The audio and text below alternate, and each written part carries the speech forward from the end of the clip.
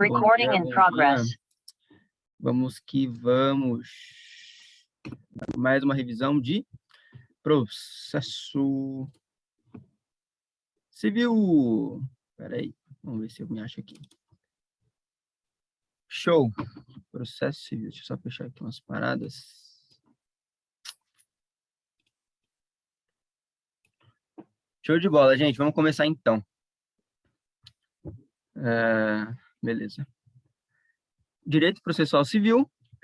Eu anotei alguns conceitos básicos para a gente não esquecer, beleza? É uma revisãozinha. Quando o juiz aprecia a petição inicial, ele pode tomar 4 providências, lembram? A primeira providência que o juiz pode tomar depois que ele apreciar a petição inicial é o quê? Deferir a inicial, ou seja, depois que ele deferir a inicial, ele vai citar o réu. A segunda providência que o juiz pode tomar depois que ele vê a sua petição inicial é determinar a emenda da inicial. Ou seja, ele vai apontar exatamente onde está o erro para a petição inicial ser corrigida. A terceira providência do juiz é indeferir a inicial, ou seja, ele vai refazer, o autor, né, vai refazer a petição inicial por completo, quando o juiz indefere a inicial. E quando o juiz julga liminarmente improcedente, ele julga o mérito, ele decide o mérito. Então, toda decisão de mérito, o autor não poderá entrar novamente com a ação, beleza? Eu dei um exemplo, aqui é o exemplo. Se você aparecer para o juiz pedindo prisão de alguém no caso de depositário infiel, depositário infiel era prisão, antigamente, né? Se você era um depositário infiel, você iria preso, só que hoje não existe mais isso. Então, se você aparecer para o juiz pedindo prisão de alguém no caso de depositário infiel, ele vai julgar liminarmente improcedente o pedido. Por quê? Porque esse direito não existe. O direito da questão do depositário infiel, de prender. Então, ele vai julgar liminarmente improcedente o pedido. E aí, Rita, bom dia. Bom te ver por aqui. Acabamos de começar, viu? Show de bola. Julgar liminarmente procedente. Aí aqui eu coloquei alguns outros conceitos, né? Decisão de mérito. O que é decisão de mérito, né? A decisão de mérito é a decisão do direito material discutido. Quando o juiz decide o mérito, ele não decide quem tem razão, entendeu? E isso na minha cabeça estava bem... Calma, deixa eu só colocar aqui. Na minha cabeça estava bem complicado de entender o que era decisão de mérito. Na minha cabeça ele falava, pô, é quem tem razão. Só que, na verdade, quando o juiz decide o mérito, ele não decide quem tem razão, mas ele apenas decide o direito material, entendeu? É o caso que eu expliquei para vocês sobre o depositário infiel. Então, é um exemplo de quando o juiz pega a sua petição inicial e julga liminarmente improcedente. E aqui, julgar liminarmente significa julga, né? Ou toma uma decisão imediatamente. Então, liminar é uma decisão imediata. Beleza? Show de bola, então. Então, vamos embora. Procurando minha garrafinha aqui, não estou achando. Beleza. Citação. Depois que você é citado, né? Quando o juiz ele defere a inicial, após a citação, existem 2 atos de comunicação no processo civil que são entre juízos, né? Os atos de comunicação são entre juízos, um juízo aqui, um juízo ali, e juízos e as partes. Então, tem 2 atos de comunicação. Aqui. Isso. A primeira comunicação, que é entre juízos, né? Comunicação entre juízos. Um órgão julgador, ele se comunica com o outro através de cartas, né? Os tipos de cartas são carta rogatória, carta de ordem, carta precatória e carta arbitral. São 4 tipos de cartas. Então, eu vou falar uma por uma sobre a questão da citação e a comunicação entre juízos e juízos, beleza? Carta rogatória. Um juiz pede ajuda para outro juiz de outro país, beleza? O juiz aqui do Brasil vai pedir uma instrução, um apoio sobre um caso para um juiz de outro país. Isso aí ele faz através de cartas rogatórias. A carta de ordem é uma carta que um juízo superior envia para um juízo inferior para obedecer determinada decisão, determinada coisa. Carta de ordem, o nome já diz, ordem. Temos a carta precatória, né, que é a comunicação entre juízos da mesma hierarquia de uma vara para outra, né? Então, a vara aqui de Arthur vai conversar, por exemplo, com a vara lá de Limeira, enfim. Beleza? Isso é todas as partes precatórias. O deprecante, né, coloquei uma observação aqui, né, uma observação. O deprecante é o juízo que envia, beleza?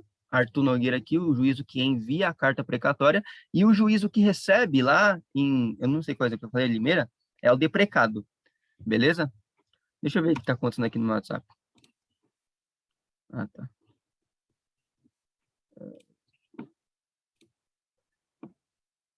Carta precatória, né? Aí, beleza. Carta arbitral. É o seguinte, o árbitro, não sei se vocês sabem o que é árbitro e tal, a gente teve isso no semestre passado. O árbitro, ele vai enviar uma carta para o juiz. Por exemplo, o árbitro, ele não tem poder, por exemplo, de autorizar o arrombamento de uma porta, tipo, para obter algum tipo de documento. Então, dessa forma, ele pede para o juiz tal autorização. Então, tipo assim, o que é o árbitro? Eu sou o árbitro, aí tem a Rita e o José Albertino. Eles estão discutindo sobre alguma coisa. Eu sou o árbitro. Aí eles levam o problema para mim e eu, como árbitro, irei resolver. Contudo, se a minha questão de resolver o problema da Rita e do José estiver fora da minha alçada, como, por exemplo, adquirir algum tipo de documento para poder resolver a briga entre Rita e José, e se para eu alcançar esse documento para resolver esse caso arrombando uma porta, eu tenho que pedir a autorização do juiz, entendeu? Então, através de quê? De uma carta arbitral. Show de bola? Vou fechar meu WhatsApp aqui, que está complicado.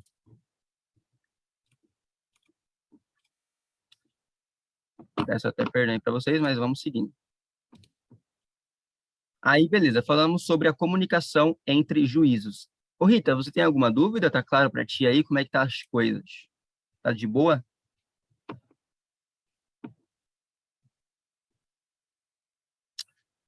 Paz de Cristo.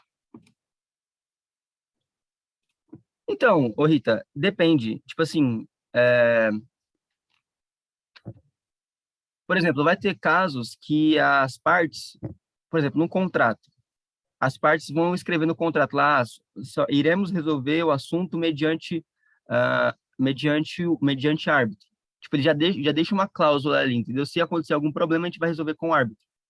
Depende, depende do acordo, entendeu? Das partes. Mas assim, é uma pergunta que você fez, eu não vou saber responder 100%, entendeu? Porque, tipo assim, não são todos os assuntos que podem ser resolvidos com árbitro e tal, eu não sei quais assuntos são, mas em casos assim mais simples, acredito que o árbitro possa entrar, entendeu? Ele resolve aí as paradas. É tipo um mediador conciliador, entendeu? Só que ele é mais eficaz. Obrigada, Vinícius. Nada. Aí, beleza. Vamos pular, então, para a comunicação entre juízos e as partes, né? A gente falou sobre comunicação entre juízos e juízos, agora a gente vai falar entre juízos e as partes. Então, essa comunicação entre juízos e as partes, a gente tem duas formas, né? A citação e a intimação, beleza? A intimação, ela serve para o juiz mostrar para as partes o que está acontecendo. Por exemplo, o juiz juntou documentos? Intima. O juiz tomou uma decisão? Intima. O juiz solicitou uma audiência? Intima. Entendeu? Então, a intimação a gente entende como algo bem bruto e tal, mas simplesmente é para mostrar às partes o que está acontecendo no processo. O juiz vai intimar. É basicamente isso, entendeu? Aí eu coloquei uma observação aqui. Se a testemunha resistir, por exemplo, para ir lá e dar testemunha, né? O que a testemunha faz é dar testemunha. Ela pode ir mediante força, mediante violência, mediante coerção. Coloquei essa observação aqui, meio aleatória, mas está valendo, né? Beleza, intimação é bem simples, tranquilo, show de bola. Agora, a citação, eu vou liberar esse Word aí para vocês também, beleza? Para vocês revisarem também. Citação.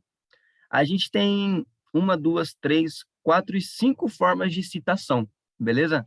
A primeira forma de citação que a gente tem é a citação por e-mail, né? Beleza, o endereço eletrônico deve estar cadastrado no judiciário. Dessa forma, o citando tem 3 dias para confirmar o recebimento desse e-mail. Se ele não confirma, cabe multa de 5% do valor da causa. Mas essa multa pode ser justificada. Eu não vi meu e-mail, estava sem internet, enfim, beleza? A segunda forma de citação é por correio. Quando o carteiro te entrega a citação, né, o carteiro veio e te entregou a citação, você tem 3 dias para confirmar o recebimento da citação.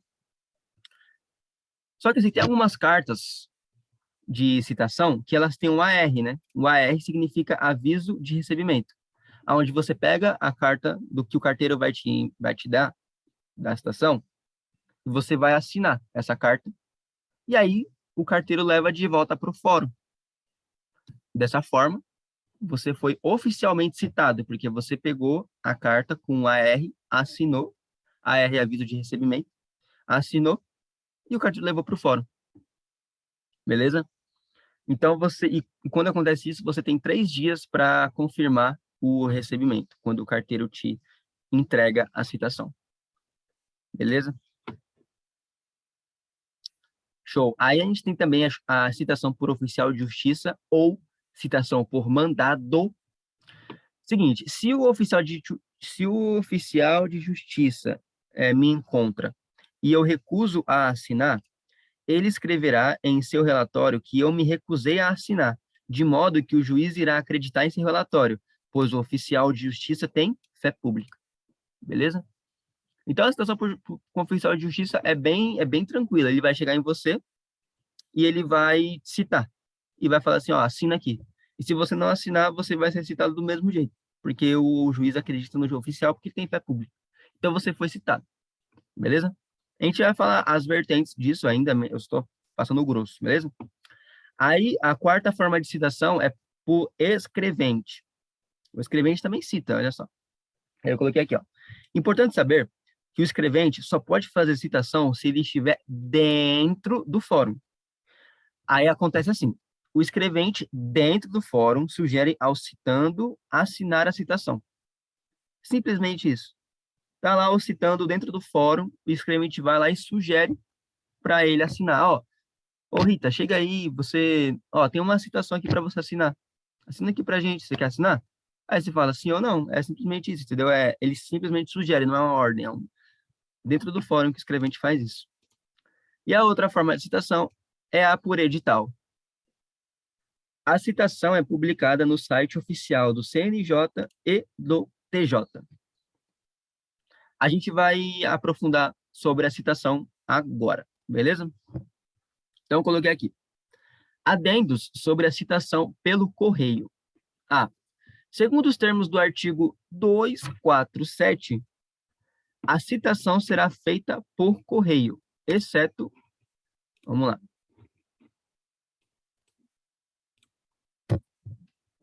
Artigo 247 do CPC. Let's go.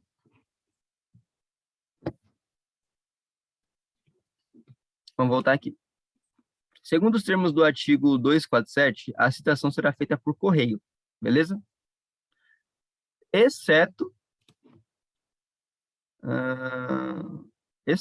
nas ações de Estado, observado o disposto no artigo 695. Né? Então, ou seja, ações de Estado são o quê? Divórcio, adoção. Então, ações como divórcio e adoção, a citação não vai ser feita por correio, não. Tá? Em regra, por correio. Contudo, se for ações de Estado, como divórcio, adoção, etc., não vai ser por correio. Show? Inciso 2. Quando o citando for incapaz, beleza? Incapaz a gente já sabe, aí, tal. Menor de 16 anos, ou ele tiver doenças mentais e afins. Inciso 3. Quando o citando for pessoa de direito público, ela não vai ser citada por correio, ou seja,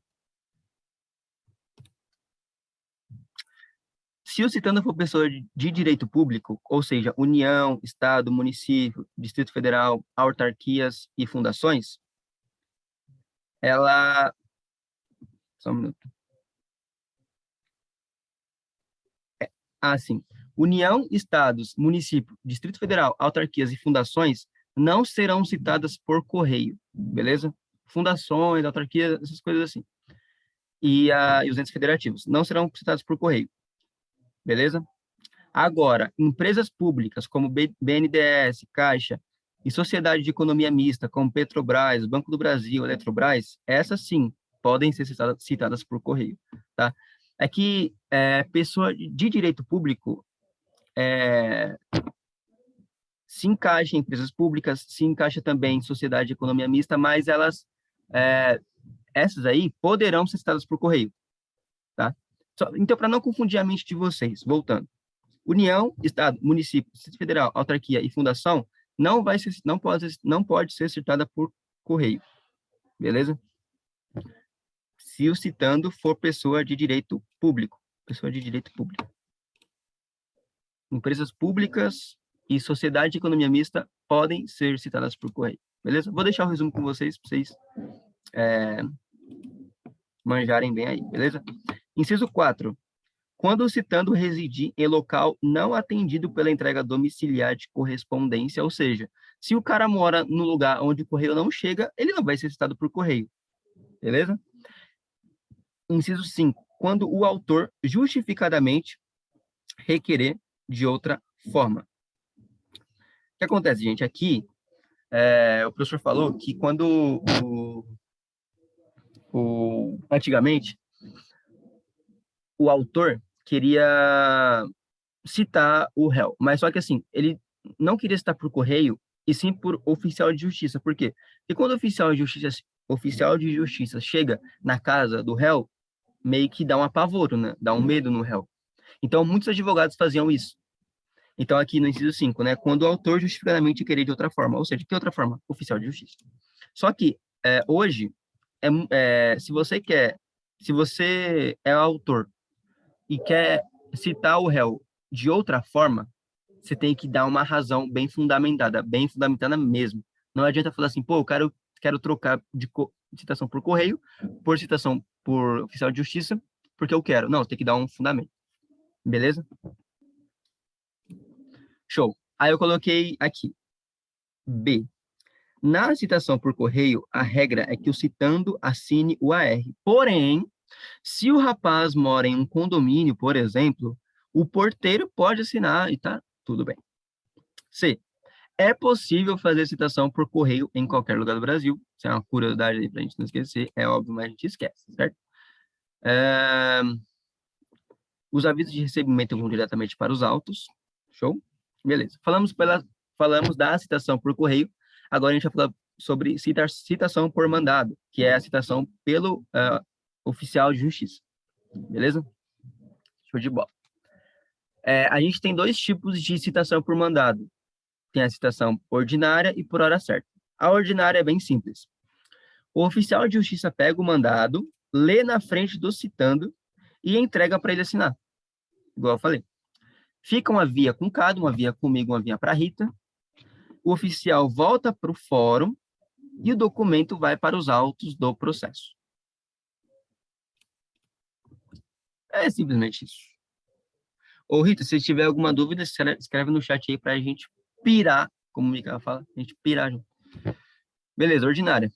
Aí, a gente tem a citação por hora certa, que também é pelo oficial de justiça, que é a citação por mandado. Ou seja, a citação por hora certa acontece quando o oficial percebe que o citando está zarpando, está fugindo. Então, o que eu escrevi aqui? Show de bola. Nessa questão, existem dois requisitos, um objetivo e outro subjetivo. Sendo que o critério objetivo é o oficial procurar 2 vezes o citando no endereço e não encontra. Então, o critério objetivo da citação por hora certa é o quê? Procurar o citando 2 vezes lá no local e não encontrar. Esse é o critério objetivo. Show de bola. O critério subjetivo é quando o oficial suspeita que o citando está fugindo. Entre parênteses, Como o oficial tem fé pública, então ele não precisa provar que o citando está se escondendo. Não precisa provar que a Rita está se escondendo de mim. Eu tenho fé pública, todo mundo acredita em mim, então se eu desconfiar, se eu desconfiar que você está fugindo, todo mundo vai acreditar em mim que você está fugindo, então é melhor você ficar esperto. O que eu coloquei aqui? Ó? Quando o oficial desconfia. Na segunda vez que o oficial foi lá na sua casa, Rita, e não te encontrou, ele avisa quem estiver na casa ou arredores, como os vizinhos, que na hora certa de 12 horas de amanhã, na quarta-feira, amanhã, ele vai voltar no endereço e citar o sujeito, quer ele esteja, quer não esteja. Então ele vai avisar, pô, tá na casa ali, 12 horas, meio-dia, amanhã eu vou voltar. E eu vou citar, quer ele esteja, quer não. Beleza? Avisa para ele. Dessa forma, quando ele voltar às meio-dia é ótimo, né? Quando ele voltar às 12 horas do dia seguinte, e o citando não estiver lá, ele faz a citação com a assinatura do parente, ou ele faz a assinação com a assinatura do vizinho, ou ele faz a citação com a assinatura do porteiro, etc.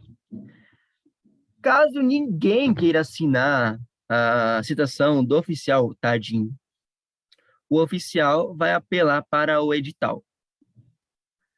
Então, o oficial ele só vai conseguir citar a Rita, nesse exemplo, se o vizinho, se o porteiro ou se a pessoa que estiver dentro da casa assinar.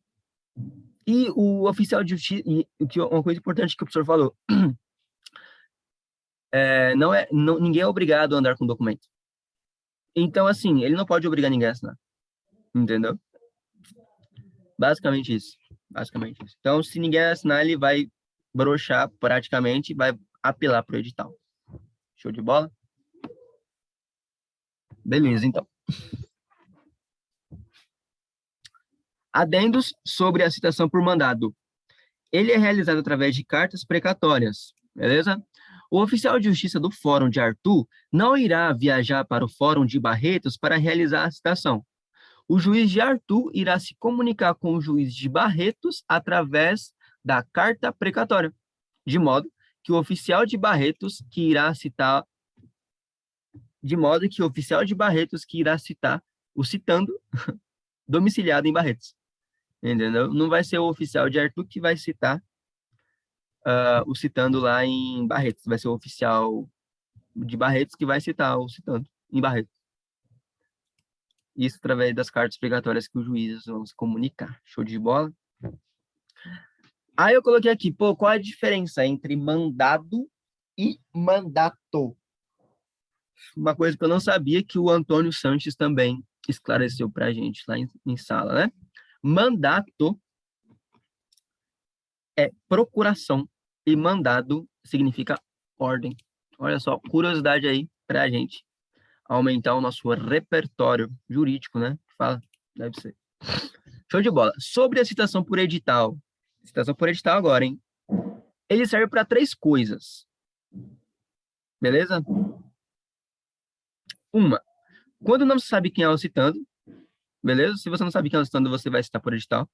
2, não sabe onde o citando está. Não sabe absolutamente nada dele. Não sabe o endereço dele, caramba. 3, eu sei quem é, mas está em outro país, como o Afeganistão. Se tiver tratado com o país, é através de carta rogatória, beleza? Como a gente falou lá em cima, carta rogatória é quando um juízo se comunica com outro de outro país. Mas isso só acontece se tiver um tratado, né? Agora, se não tiver um tratado, como o Afeganistão, o Brasil não tem tratado com o Afeganistão, vai fazer a citação através do edital. Show? Aí que coloquei aqui, como é que funciona a citação por edital, beleza? Se um advogado vai citar o sujeito através de edital, ele irá escrever seu pedido ali na petição inicial e mandar para o processo. Dessa forma, o funcionário do fórum publica no CNJ e no TJ, né, o pedido que o advogado escreveu para o juiz. Caso o juiz acolha o pedido, o funcionário do fórum publicará no site do CNJ e no site do TJ. Assim, o juiz escolherá o período que o edital ficará publicado. Vai ficar publicado do começo de maio até o fim de junho, por exemplo. Entre 20 e 60 dias. Acabou o prazo do edital, começa o prazo de defesa do réu. Beleza? Beleza, gente. Tranquilo, de boa. Beleza? Só para esclarecer para nós aí. Como é muito conteúdo, a gente acha que é muito difícil, né? Mas é bem simples, né? Dá para pegar tranquilo. Citação ficta. Citação ficta significa uma citação que não há uma certeza da ciência do réu acerca do processo e não são feitas pessoalmente. Então, as citações fictas, elas são as que eu falei. São duas, né? Por edital e por hora certa. Porque no edital, você não tem certeza da ciência do réu acerca do processo. E por edital, as citações não são feitas pessoalmente, assim como na hora certa. Beleza? Então, como é que funciona a citação por edital? Não, citação ficta, no caso, né? Vamos lá. Eu fiz uma parada ontem bem legal.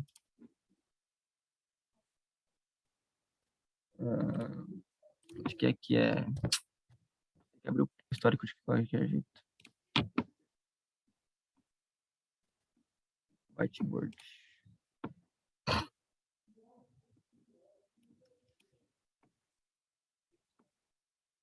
Até fiz ainda tá aqui ainda. Vamos lá. Vamos para o exemplo. Citação ficta, né? A gente estava. Peço perdão, gente, aí, pela demora. Mas beleza, citação ficta. Por edital ou por hora certa. Então, eu coloquei aqui, né? Como funciona? Exemplo da casa deteriorando no morro. Então, vamos supor que eu tenho uma casa aqui, beleza? No morro. Que o Antônio já deu vários exemplos assim, né? E aí, no topo desse morro, no topo desse morro aqui, tem uma casa. Só que essa casa está deteriorando, beleza? Essa casa aqui está deteriorando, tá tipo, mano, se ninguém fazer nada, ela vai cair desse morro. Contudo, eu moro aqui embaixo dessa casa, cara. Estou sobre um perigo iminente. Beleza? Estou num perigo iminente. E, cara, eu não sei de quem é essa casa. Ela tá abandonada. O que que eu faço? Poxa vida, mano. Eu vou lá no cartório de registro de imóveis e vou descobrir quem é o dono dessa casa. É o Teles. O dono dessa casa é o Teles. Mas cadê o Teles? Não sei. Não sei nada dele. Não sei absolutamente nada do Teles. Eu sei que essa casa está abandonada, está deteriorando e ela vai cair, vai matar toda a minha família. Só sei disso. O que que eu faço? Eu faço uma citação ficta, né? A citação por edital. E aí eu vou ler aqui para vocês. Se o citando está ausente, se o Teles, por exemplo, está ausente, ele que é o dono dessa casa aqui, beleza? E ele está ausente, o juiz irá nomear um defensor público. Assim, ele irá fazer uma petição contestando por negativa geral o seguinte, abre aspas, na ausência de outros elementos, contesto por negativa geral. Ou seja, cara, o juiz citou o Teles por edital e passou o prazo dos 60 dias. Então, começa o quê? O prazo de defesa. Só que aí, acabou o prazo de defesa... no prazo de defesa. Só que aí, no prazo de defesa, não tem advogado, não tem nada. Então, o que acontece? O juiz vai falar assim, ó, vou nomear um defensor público. Aí, o defensor público, deixa eu escrever aqui, ele vai fazer uma petição, fazendo o seguinte. Mano, era pra eu continuar aqui, né? ele vai escrever o seguinte, no processo, né, o defensor, que o juiz nomeou. Contesto por negativa geral. Quando o defensor escreve isso no processo, o que acontece? Eu, que moro aqui, vou ter que provar para o juiz que essa casa está realmente deteriorando e ela oferece risco para mim. Se o defensor público não escrevesse isso, não fizesse essa petição, eu não precisaria provar nada, ia acabar o prazo de defesa, o juiz ia homologar a sentença, eu ia ganhar e ele ia solucionar meu problema, destruir na casa. Contudo, como o defensor falou, ele contestou, eu tive que provar. E aí, se eu provar que a casa realmente oferece risco, aí beleza, eu ganho o processo, show de bola. É isso, que é a citação ficta, tá? Aí eu coloquei aqui, ó, o autor que antes havia citado o sujeito revel, o autor Carvalho, que antes havia citado o sujeito revel, o Teles, terá agora que provar para o juiz que a casa realmente está deteriorando. Se provar, ganha o processo. Eu coloquei um parênteses aqui. Se o defensor não tivesse contestado, o autor não precisava provar nada. Entendeu? Mas como ele contestou, eu tive que provar. O defensor só vai aparecer obrigatoriamente se a citação for ficta. Então, gente, se tiver uma citação ali por edital ou por hora certa e o réu for revel, o defensor vai aparecer e contestar por negativa geral. Então, negativa geral é o defensor simplesmente chegar no processo, fazer uma petição escrevendo o seguinte, contesto por negativa geral. Pronto, não precisa nem fundamentar nada, só escrever isso. E aí eu vou ter que provar. Entendeu? E ele vai sempre aparecer se tiver uma citação ficta. O Teles chegou com um barco, não, com um bonde andando aí. Ih, rapaz, falta 10 minutos. Mas não sei se a Rita entendeu que estava desde o começo. O Teles pega depois da gravação aí, show de bola. Tranquilo, Rita? E Tranquilo, Vinícius, obrigada. Ah, que bom que estou me fazendo entender aqui. Vamos seguir então. Show. Falamos sobre a citação ficta, né? A gente falou sobre os tipos de citação. E a gente acabou os tipos de citação. Só que agora acabamos os tipos da citação e iremos começar agora os efeitos da citação. Beleza? Então, são 3 efeitos no total. Primeiro efeito da citação, litispendência. Se eu inicio um processo em Arthur, eu não posso iniciar o mesmo processo em Mogi, caso o juiz demore para resolver meu caso. Ah, estou iniciando aqui o processo em Arthur. Está demorando, juiz? Vou iniciar o mesmo processo em Mogi. Não posso. Se o réu for citado nos dois, se a Rita for citada nas duas comarcas que fala, né? Varas, não sei. Se a Rita for citada nos dois, o de Mogi vai ser extinto, né? O juízo que começa depois, ele é extinto e fica o de Arthur, beleza? Só uma observação. Então, um efeito que a citação promove é a litispendência. Segundo efeito que a citação promove é tornar litigiosa a coisa. Então, é a partir da citação do réu que o objeto discutido no processo, caneta, vou colocar aqui bola, passa a estar formalmente vinculado àquele processo, de maneira que se alguém comprar a bola, depois que ela foi vinculada, estará assumindo o risco de perdê-la. Então, é bem simples, né? Isso aqui. Bem simples mesmo. Vamos ver aqui, ó. Shapes, circle. A gente tem uma bola aqui, show? Aí, essa bola é minha, beleza? Só que aí, ela... Nossa, parece um ovo, né? Beleza, essa bola aqui é minha. Só que aí eu tô vendendo ela pra Rita. Entendeu? Só que aí deu muito problema com relação a isso, tipo, com relação à bola. E aí ela quer me processar. E o objeto discutido é a bola. Então, a partir desse processo, essa bola, ela fica protegida. Esse objeto discutido é protegido. De modo que se eu perder o processo, essa bola fica para a Rita e eu fico sem a bola.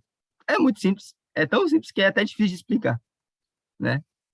Mas é basicamente isso, cara. Torna litigiosa a coisa. Beleza? Vamos voltar aqui, ó. E aí, se alguém comprar essa bola, se essa bola está no processo como objeto discutido e alguém, no meio tempo aí, queira comprar essa bola, essa pessoa que quer comprar, tipo o Teles, essa bola, ele vai estar assumindo o risco de perder essa bola.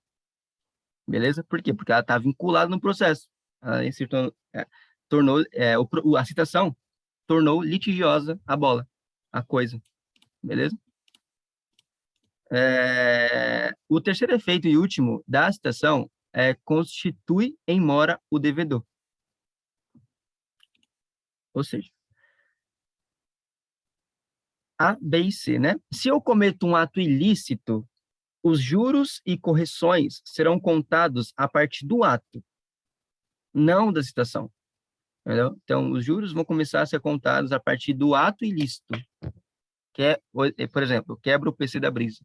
Se eu quebro o PC da Brisa, os juros e correções vão ser contados a partir do momento que eu quebrei e não a partir do momento que eu fui citado. Agora, se for um contrato informal, é a partir da citação que eu entro em mora com o credor. Se no ato ilícito é a partir do ato, o ato foi o quê? Quebrar o PC? No contrato informal, é a partir da citação que eu entro em mora. Agora, se eu celebro um contrato formal, é a partir do fato no papel que eu assinei. Então, a partir do momento que eu assinei, está lá com a data, a partir dali, eu vou estar em mora com o credor. A partir dali, os juros e correções serão contados. Entendeu? Bem tranquilo, conceitos básicos aí. 3 efeitos da citação. Falamos sobre a citação. Gente, eu vou rapidinho pegar uma água que minha garganta está seca. Peraí.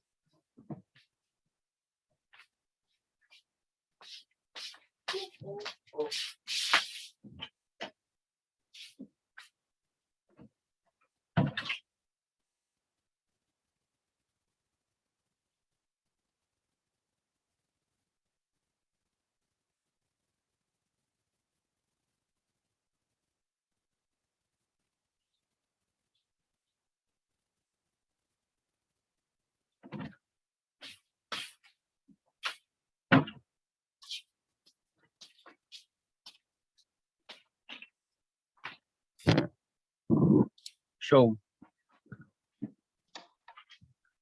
O Vinícius, Oi. você pode retomar aí a diferença quanto à mora? Se é o contrato formal e informal que dá a diferença? Aqui, ó. Não sei se é essa a sua dúvida, né? Mas se eu celebrar um contrato informal, eu só vou entrar em mora com o devedor a partir da citação. A partir da citação, os juros e correções serão cobrados de mim. Se for um contrato formal, os juros e correções e a minha mora com o devedor, se for um contrato formal, vai ser a partir do fato no papel, ou seja, vai ser a partir do momento que eu assinei o papel. Ok. A data do contrato, né? Lá que eu assinei.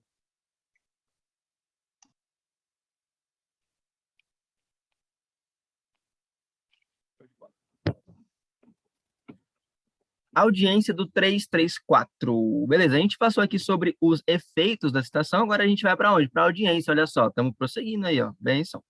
A audiência do 334. Ela serve para promover a autocomposição, ou seja, serve para promover o acordo entre as partes.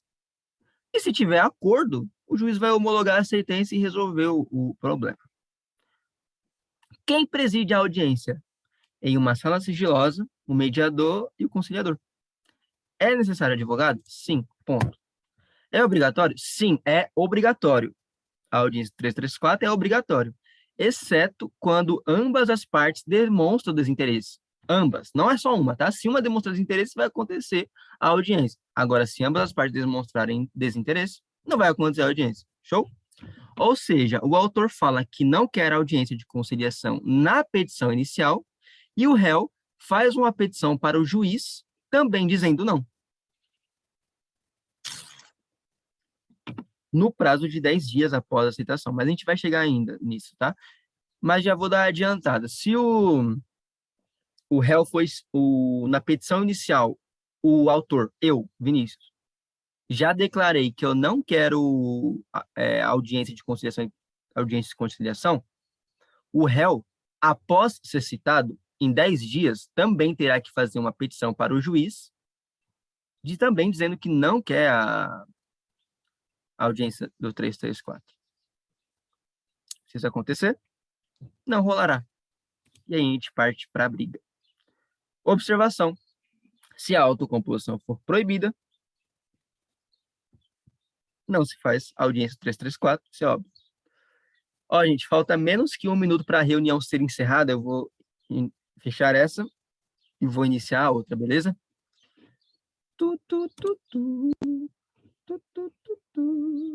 Stop.